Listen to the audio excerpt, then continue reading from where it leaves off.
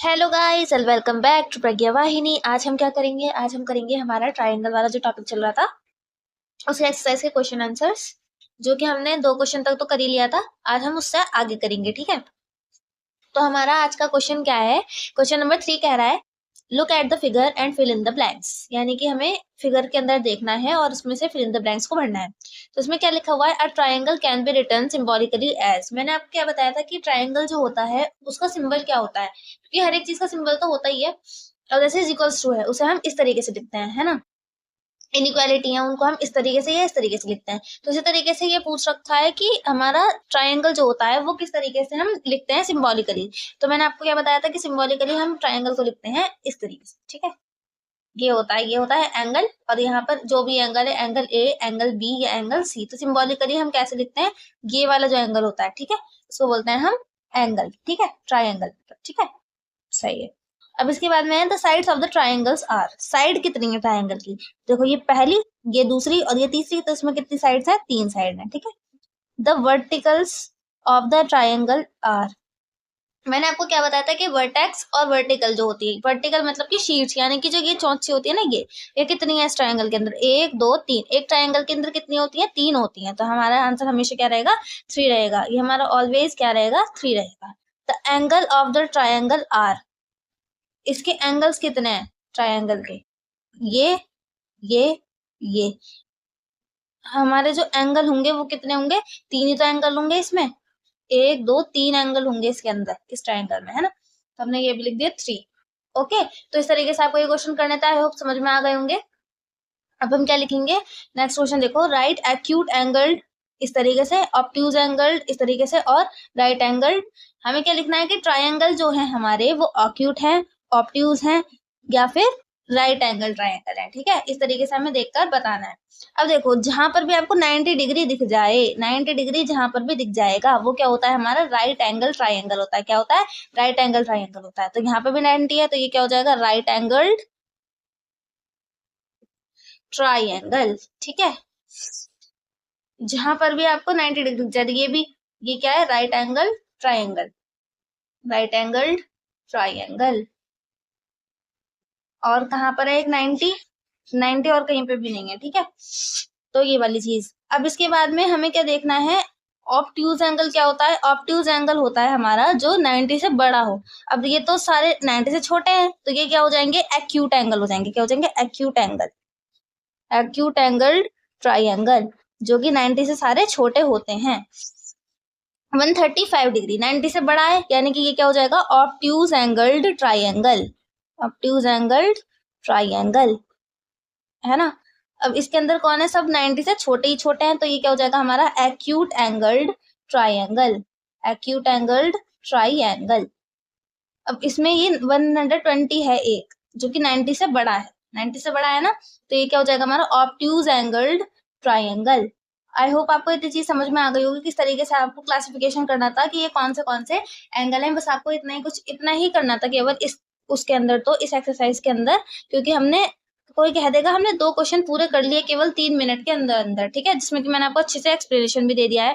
Exam में आएगा, आप बिल्कुल तुरंत के तुरंत कर दोगे इतनी चीज, तो है ना। ठीक है, अब इसका नेक्स्ट क्वेश्चन पे चलते हैं, क्या है? अरे हाँ, ये ट्रायंगल, अच्छा हाँ, the triangle can be written as symbolically as. देखो इसके अंदर क्या हो गया, ये मैंने आपको एंगल का बता दिया फ्लो में, ठीक है। तो ये ट्रायंगल जो होता है वो इस तरीके से लिखा जाता है ना। तो ये ट्रायंगल कौन सा है? DEF, क्योंकि ट्रायंगल के अंदर 3 साइड्स तो होंगी ही होंगी, हमें ये तो पता ही है। और साइड्स कौन कौन सी हैं इस ट्रायंगल की? 3 है। कौन कौन सी हैं? DF, DE और EF। अगर आप इस तरीके से लिख कर आओगे पेपर में तो आपको बहुत ज्यादा अच्छे नंबर मिलेंगे, इसीलिए मैंने आपको ये चीज बताई है। The vertex of the triangles are 3 है, इसमें D है, E है और एक F है, ठीक है। ये इसकी वर्टेक्स है। The angles of the triangles are, ये होंगे हमारे 3, ठीक है। कौन सा? एंगल D, एंगल E और angle F, angle D, angle E और एंगल F। इस तरीके से आपको ये लिख भी देते हैं, चलो एक बार के लिए, ठीक है, तो और ज्यादा क्लियर हो जाएगा आपको, इस वजह से मैंने आपको ये चीज लिखवा भी दी है ना। अब चलेंगे नेक्स्ट क्वेश्चन की तरफ। ये है आपका आज का लास्ट क्वेश्चन, जो कि है right scalene equilateral and isosceles हमारा क्या है? ट्रायंगल, ठीक है। तो मैंने आपको एक चीज बताई थी, स्केलिन ट्रायंगल क्या होता है। स्केलिन ट्रायंगल वो होता है जिसकी तीनों की तीनों जो आर्म्स होंगी वो बिल्कुल अलग होंगी, उनकी लंबाई बिल्कुल अलग होती है, ठीक है। तो स्केलिन तो अलग हो जाता है, स्केलिन की क्या होंगी, तीनों की तीनों अलग होंगी, बिल्कुल तीनों अलग होती हैं, ठीक है। ये देखो इस तरीके से। क्वाड्रिलेटरल क्या होता है, क्वाड्रिलेटरल ट्रायंगल वो होता है जिसकी तीनों के तीनों इक्वल टू होती हैं, ठीक है, तीनों की तीनों क्या होती हैं, बराबर होती हैं। और आइसोस्केलस क्या होता है, जिसकी दो जो होती हैं वो बराबर होती हैं, ठीक है। तो इस तरीके से हम इनका वो लगा लेते हैं पता, ठीक है। तो स्केलिन ट्रायंगल इसमें से कौन सा हो जाएगा, देखो 2 7 9, तीनों के तीनों अलग है, ये क्या हो जाएगा हमारा स्केलिन ट्रायंगल, है ना। इसके अलावा और कौन सा हो जाएगा, देखो 4 5 6, तीनों की तीनों अलग है, ये क्या हो जाएगा हमारा scalene triangle, scalene triangle, scalene triangle, ठीक है। इसके अलावा और कौन कौन सी, बस यही दो हैं, मुझे तो ऐसे लग रहा है, हाँ ठीक है। इसके अलावा देखो शुरुआत से शुरू करते हैं, देखो 5 5 5, ठीक है, तीनों के तीनों 5। अब तीनों की तीनों बराबर किस में होती हैं, इक्विलेटरल ट्रायंगल में होती हैं, ये भी ये भी ये भी, तो ये क्या होता है इक्विलेटरल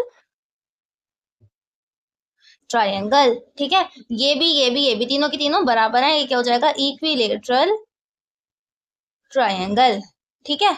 इस तरीके से। और कोई सी तो बराबर नहीं है, नहीं और कोई सी भी बराबर नहीं है, तो हमारा ये तो इस तरीके से हो जाएगा। अब जिसमें दो चीजें बराबर होती हैं, जिसमें दो चीज बराबर होंगी, यानी कि देखो 75 डिग्री 75 डिग्री और एक है 30 डिग्री का, तो यानी कि यहाँ पर दो जो है हमारी ये दोनों बराबर है ना, तभी तो इससे 75 डिग्री का एंगल बन रहा है।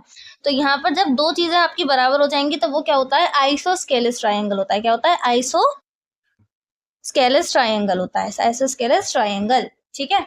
जहां पर आपकी दो चीजें बराबर हो जाएंगी वो क्या होता है आइसोस्केलस ट्रायंगल। इस तरीके से आपको ये क्वेश्चंस करने थे। आई होप बहुत अच्छी तरीके से आपको ये चीजें समझ में आ गई होंगी कि इस तरीके से आपको करना था, क्या करना था, है ना। और आपने अच्छे से एकदम आंसर खुद ब खुद भी दे दिए होंगे, मेरे करवाने से पहले ही आपको आ गया होगा किस तरीके से आपको क्वेश्चंस करने हैं, है ना।